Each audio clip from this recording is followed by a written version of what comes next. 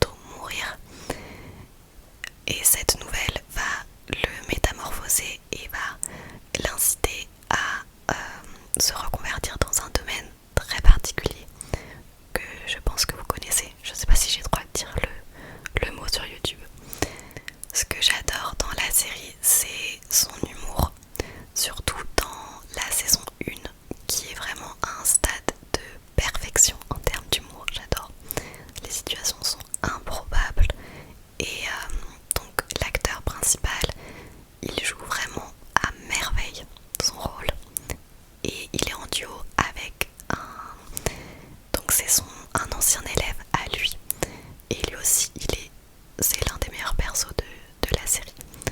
Donc on a l'humour, on a tout l'aspect très sombre, et je rejoins la série Prison Break sur la justesse des dialogues et des répliques. On a un florilège de punchlines, tout aussi géniales les unes que les autres. On a à la fois dans la série des moments ultra badass et des moments ultra pas stylés, ce qui fait que ensemble l'intrigue est à la fois drôle et hyper prenante. Ensuite, prochaine série dont je vais vous parler, c'est Euphoria. Alors il y a seulement 2 saisons pour l'instant, mais elle est tellement incroyable cette série qu'elle est déjà dans mon classement.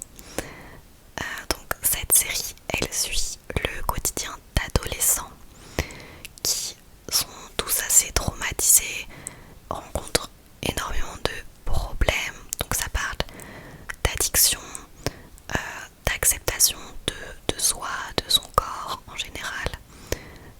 Il y a beaucoup de sujets assez compliqués dans cette série. D'ailleurs, faut pas la regarder si vous avez moins de 16 ans, on va dire, parce que les thèmes sont assez compliqués et très profondément détaillés en fait. C'est une série qui est hyper forte sur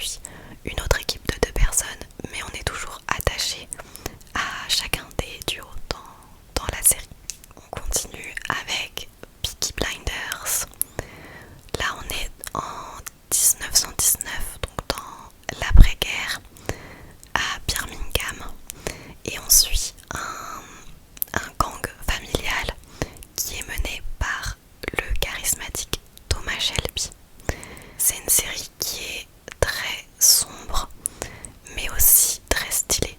On met en avant dans la série le style, que ça soit dans le look, dans les attitudes, les répliques. Vous allez voir, en fait, tout est transformé pour être stylé. On est aussi porté par l'intrigue, comme ça traite de mensonges, de manipulations, de secrets qui sont liés évidemment à l'aspect gang et aux actions illégales dans la série. Ce qui est aussi ultra stylé dans la série, c'est la lumière, le jeu des lumières qui est exceptionnel. Je crois qu'il n'y a pas d'autre série qui a autant une belle qualité d'image, de lumière. Même si c'est assez secondaire, c'est très plaisant de voir des belles lumières comme ça, une super belle qualité visuelle. La seule chose que j'aurais un peu plus voulu voir dans la série, c'est le développement de certains personnages. Je trouve que pour certains personnages plus secondaires, on n'a pas encore assez poussé l'intrigue, contrairement à Thomas Shelby qui est très très bien développé.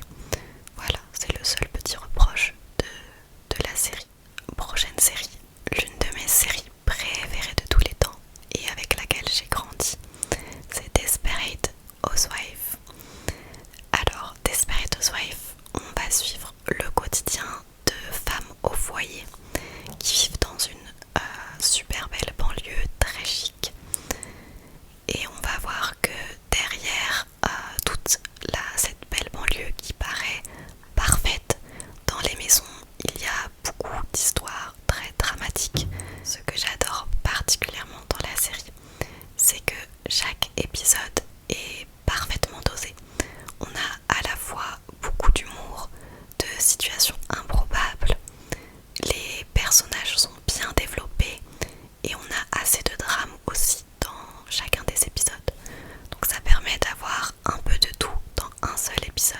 Je trouve qu'il y a pratiquement aucun défaut dans cette série. Les couples sont super bien développés, tous les personnages et surtout leur évolution dans Desperate Housewives. L'évolution des personnages, elle est ultra intéressante.